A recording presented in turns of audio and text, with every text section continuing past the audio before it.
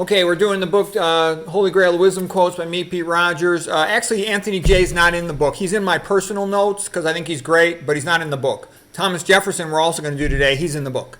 Okay, my personal notes are much bigger than the book. Estrogeneration is this book by Anthony Jay. He's a PhD biochemist specializing in lipids, and he's brilliant. Okay, this guy is super smart. It's a magnificent book. It's one of the top 50 health medicine books ever written. You read this book, you'll be amazed at how good it is. It's so clever and funny and accurate. So basically, he was a lipid biochemist, and he's like, why am I running into estrogen chemicals everywhere? And I'm going to tell you. Because the billionaire perverts, they want to feminize this country, okay, and it'll make it infertile. Okay, I'm just telling you, it's the truth. All right, the book is magnificent. I recommend it. Anybody that wants to know anything about hormones should read it, okay? I've read tons of stuff on estrogenic chemicals. There's nothing even close. Nothing even close. Okay, here's what he looks like in real life. He's probably in his 40s now, I would guess.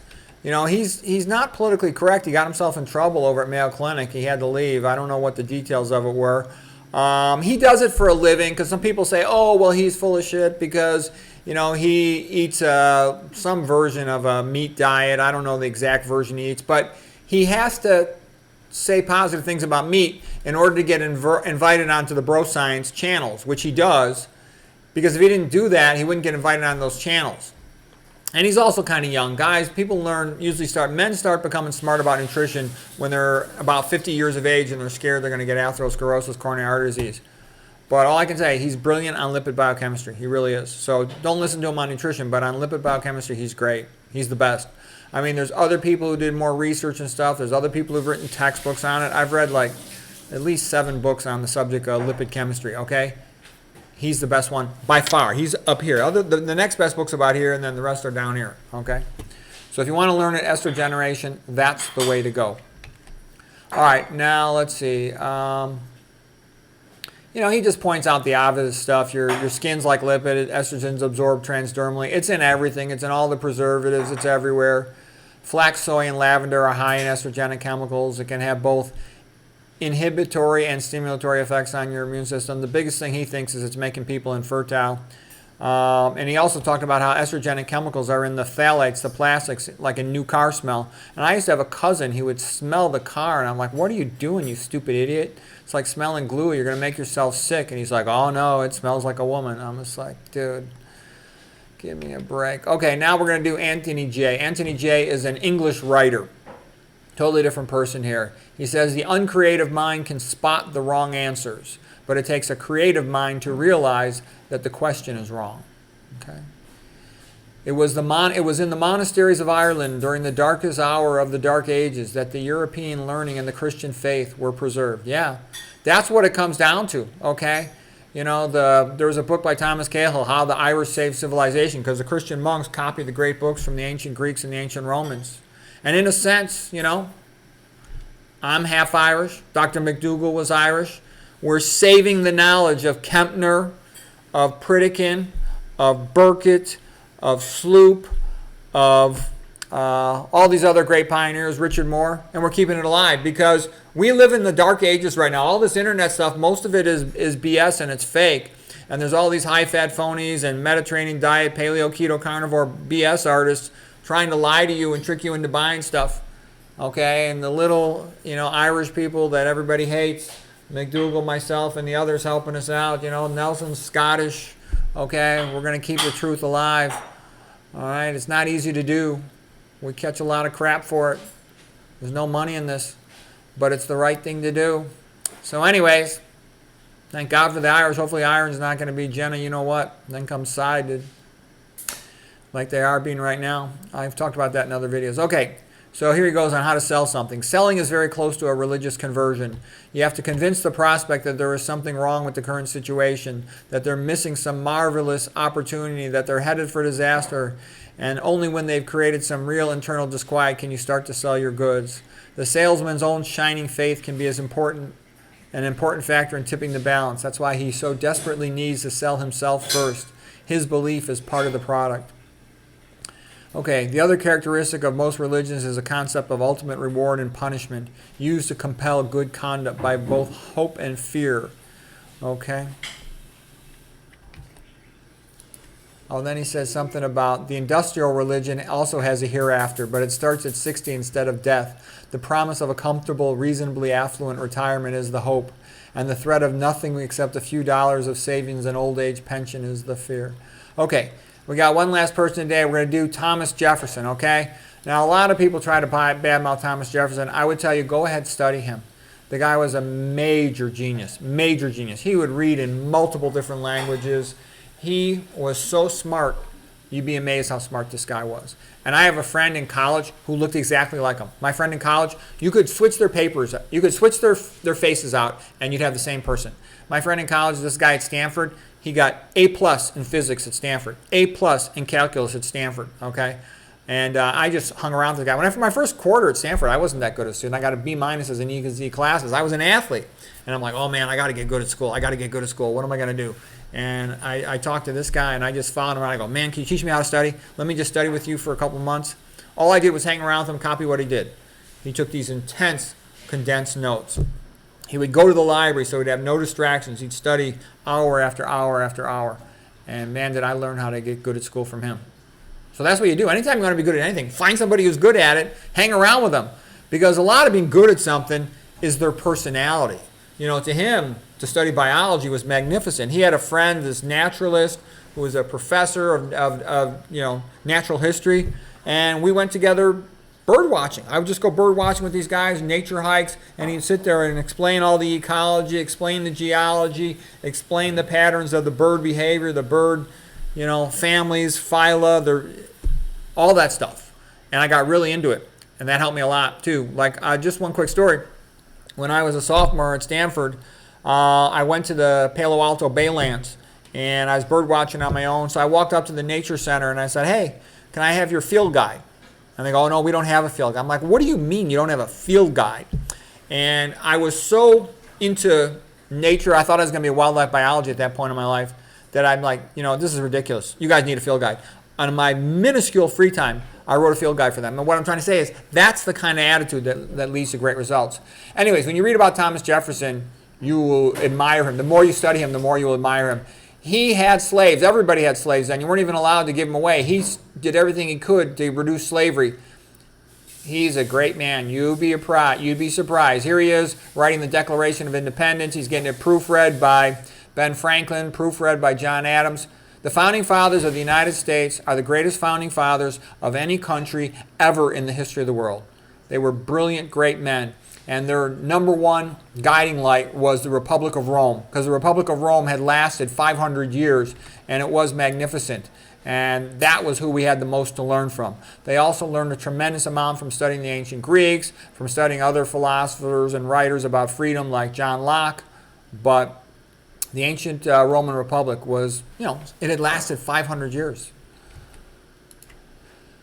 Okay, here's another picture of, the signing of the Declaration of Independence officially. Okay, there's Thomas Jefferson again. There's Ben Franklin over there.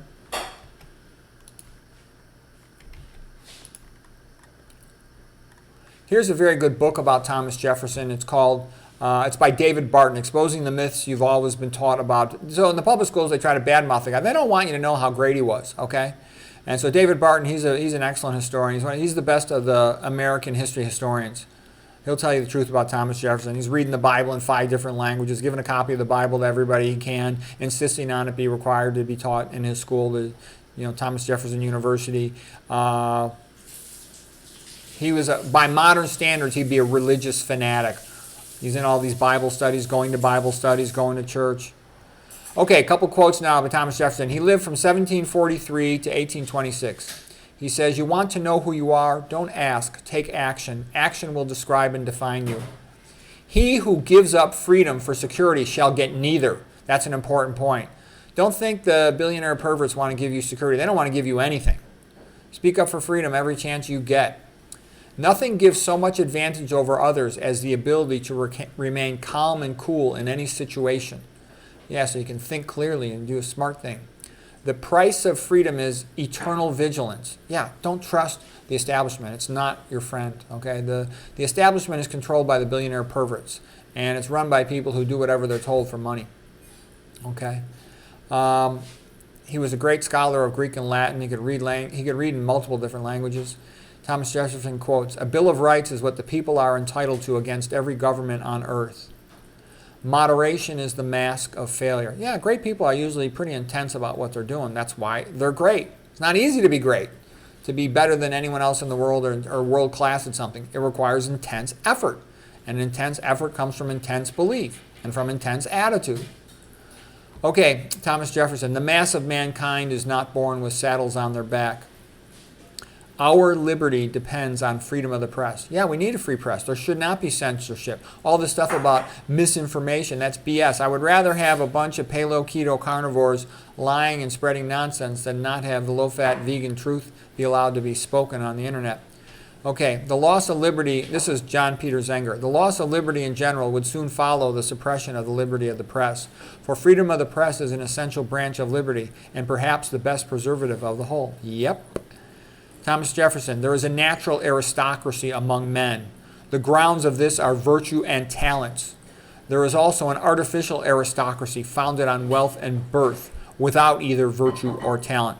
And that's a little bit like Schopenhauer. Okay, here's the relevant Schopenhauer quote. "Aristocracies are of three kinds. Number one, of birth and rank. Number two, of wealth. And number three, of intellect. And the last is really the most distinguished of the three." Yes, I would agree. Okay. Really smart people know it when they find each other because they just enjoy talking to each other. They understand how rare it is to meet somebody who's read all these rare things. Okay, it's too bad American society doesn't like geniuses. America hates geniuses. You know, anybody who thinks America likes geniuses, that means you're not a genius. Because if you're a genius, you know what it means to be hated for it. Because the America's run by the establishment corporations, and they don't want anybody messing with things just the way they are. So anybody comes along to make things better, they hate that person. Okay, Thomas Jefferson, "He who knows nothing is closer to the truth than he whose mind is filled with falsehoods and errors. The University of Virginia will be based on the illimitable freedom of the human mind, for here we follow truth wherever it may lead. Nothing can now be believed what is seen in a newspaper. For God's sake, let us hear both sides. The cultivators of the earth are the most valuable citizens. They are the most vigorous. They are tied to the country and wedded to its liberty and the interests by the most lasting bands." He wanted America to be more like a family farm. And I actually think we'd be so much better off if we had a whole bunch of family farms. We had a whole bunch of family farms with nobody messing with them. We don't need these big agricultural groups that say, "Oh, we got to get rid of all your chickens," or whatever. You know, don't trust those agricultural groups, man. Trust the small farmer, okay? I used to know a lot of farmers. I really liked them in Iowa. They were good people. Okay, Thomas Jefferson, "Leave all," and so that's why he was arguing with people like Alexander Hamilton and stuff. And Thomas Jefferson was in the right. Okay, and he also liked France more, Catholic country France, rather than England with a lot of its controlling efforts over the United States. "Leave all the afternoon for exercise and recreation, which are as necessary as reading. I rather say more necessary, because health is worth more than learning. Walking is the best possible exercise. Habituate yourself to walk very far. Give about 2 hours every day to exercise. A strong body makes the mind strong." Yep. "A lively and lasting sense of filial duty is more effectually impressed on the mind of a son or daughter by reading King Lear than by all the dry volumes of ethics and divinity that were ever written." Yeah, King Lear is a great play. Everybody should read that.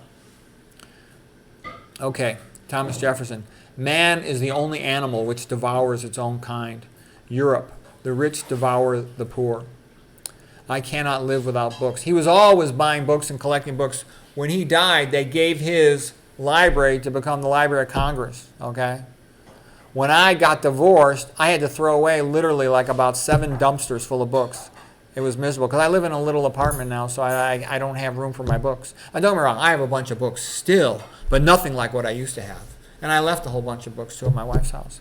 But it kind of made me sad.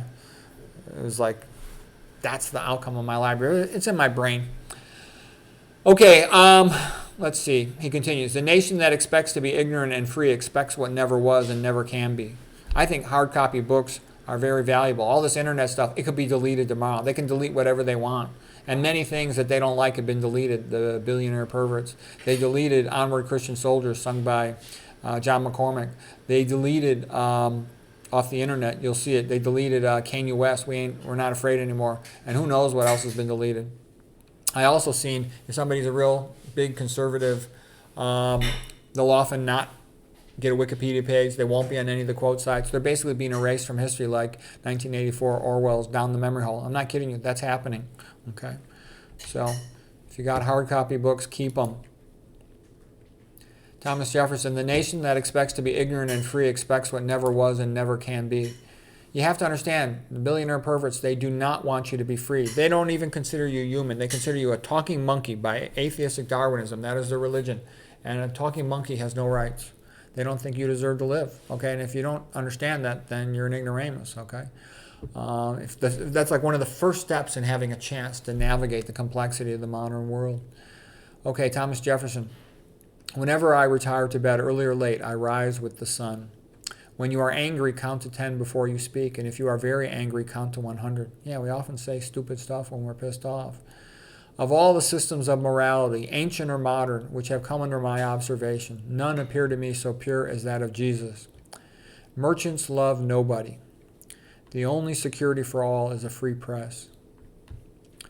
It is the old practice of despots to use a part of the people to keep the rest in order. Yep. Take more pleasure in giving that which is best to another than in having it yourself, and all the world will love you, and I the more than all the world. That was a letter he wrote to his daughter. Okay, I think that's all I got for Thomas Jefferson. I hope you enjoyed that.